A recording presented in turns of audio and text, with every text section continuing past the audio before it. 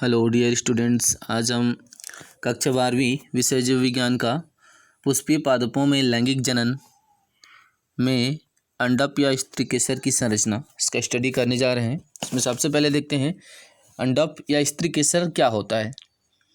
हम लोगों ने पुष्प की संरचना के बारे में पढ़े हैं। तो पुष्प का जो मादा जनन होता है, जनन अंग होता है, वह जो होता है स्त्री केसर कहलाता है। तो पुष्पीय पौधों में मादा जनन अंग पुष्प के जायांग के रूप में पाया जाता है और एक जायांग में एक अथवा एक से अधिक अंडप पाए जा सकते हैं और प्रत्येक जो अंडप होता है उसका 3 भाग होता है। हम लोगों ने पिछले क्लास में पढ़ चुके हैं कौन कौन से, स्टिग्मा, स्टाइल और ओवरी, वर्तिकाग्र, वर्तिका और अंडाशय।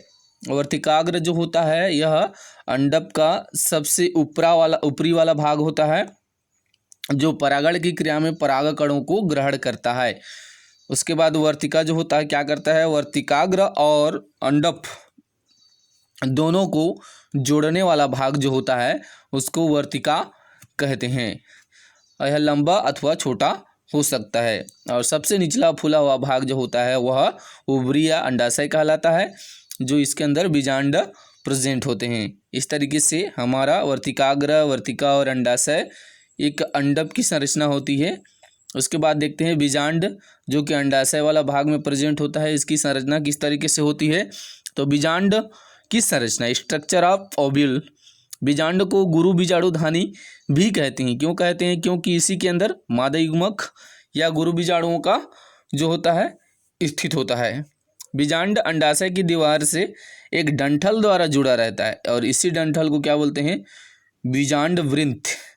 जो बीजांड होता है वह अंडाशय की दीवार से एक डंठल द्वारा जुड़ा रहता है, इसको बीजांड वृंत कहते हैं। और बीजांड वृंत जिस स्थान पर जाकर बीजांड के शरीर से जुड़ता है वह स्थान जो होता है इलियम या नाभिका कहलाता है। बीजांड का मुख्य भाग बीजांडकाय कहलाता है जो कि अंदर में प्रेजेंट होता है न्यूक्लियोलस।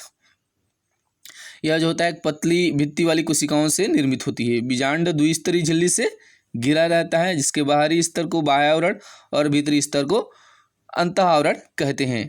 कुछ बीजांडों में आवरण केवल एक ही स्तर का बना होता है। आवरण या अध्यावरण बीजांडों के बीजांडकाय को पूरा नहीं ढकने देते बल्कि इसका कुछ भाग खुला रह जाता है और इसी खुले हुए भाग को क्या बोला जाता है, बीजांड द्वार या माइक्रोपाइल कहते हैं। बीजांड का आधारीय भाग जहाँ से अध्यावरण निकलते हैं। इस तरीके से आज स्त्री केसर की संरचना में बस इतना ही। आगे नेक्स्ट वीडियो में देखेंगे। धन्यवाद।